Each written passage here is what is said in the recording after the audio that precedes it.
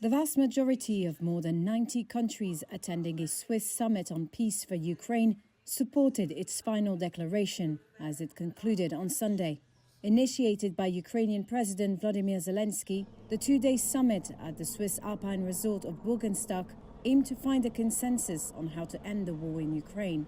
I'm confident that together we will ensure the result. The first and the second peace summits should unite our joint work on the details of peace.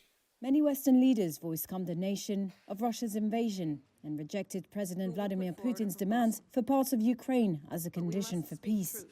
However, some countries attended the summit did not put their name to the communiqué, including Mexico, Saudi Arabia and India. There was no clarity on whether future talks would involve Russia.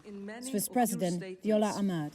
A lasting solution must involve both parties.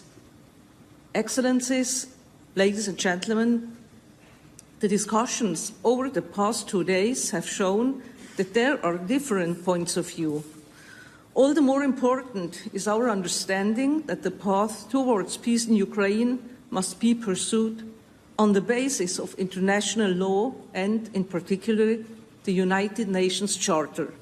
Moscow, which was not invited, labelled the summit a waste of time. China was another notable absentee. The conference nevertheless underscored both the broad support Ukraine still enjoys from its allies, but also the challenges for any lasting ceasefire.